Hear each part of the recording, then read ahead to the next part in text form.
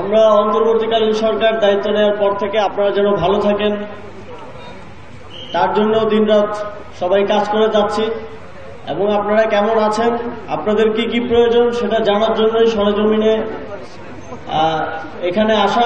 সাম্প্রদায়িক সম্প্রীতির বাংলাদেশ চাই। বাংলাদেশে কোনো সম্প্রদায়কে শুধু সাম্প্রদায়িক পরিচিতির কারণে কোনোভাবেই যেন বঞ্চিত কিংবা কোনো ধরনের নিগ্রহের শিকার না হতে হয় সেটা নিশ্চিত করতে চাই, সেটা নিশ্চিত করার জন্য কাজ করছি। তবে বাংলাদেশের সার্বভৌমত্ব স্বাধীনতার উপর কোনো প্রকার হস্তক্ষেপ, কোনো প্রকার আঘাত আসে এবং রাষ্ট্রের প্রতি অবমাননা হয়, রাষ্ট্রদ্রোহের মতো ঘটনা ঘটলে সেক্ষেত্রে সরকার অবশ্যই কঠোর ব্যবস্থা নেবে এবং সেক্ষেত্রে একটা গ্রেফতারের ঘটনাকে কেন্দ্র করে এখন অস্থিতিশীল পরিস্থিতি তৈরির চেষ্টা করা হচ্ছে।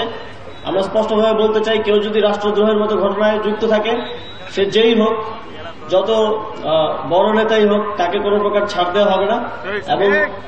এবং এক্ষেত্রে এটা সম্প্রদায় বিবেচনায় নয়, এটা রাষ্ট্রের বিবেচনায়, রাষ্ট্রের নিরাপত্তা বিবেচনায় আইন শৃঙ্খলা বাহিনী এই ব্যবস্থা গ্রহণ করবে সামনের দিকে। বিকল্প ব্যবস্থা যতক্ষণ পর্যন্ত তৈরি না হয় ততক্ষণ পর্যন্ত আপনারা জানেন অনেকগুলো নাগরিক সেবা দেওয়ার প্রয়োজন হয়, সেজন্য এই কাঠামোগুলো এখনো রয়েছে। আমরা অতি দ্রুত এই বিকল্প ব্যবস্থা তৈরির মাধ্যমে ইউনিয়ন পরিষদগুলোর ব্যাপারেও সিদ্ধান্ত গ্রহণ করব। আপনারা তো দেখতেই পাচ্ছেন যে বিভিন্ন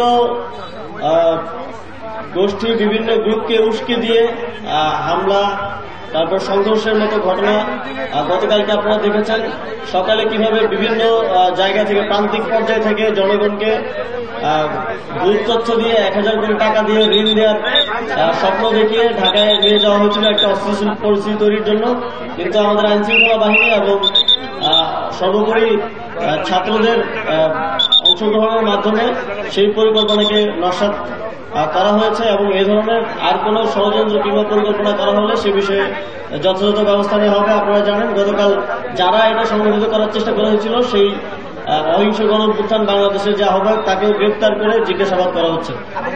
ধন্যবাদ।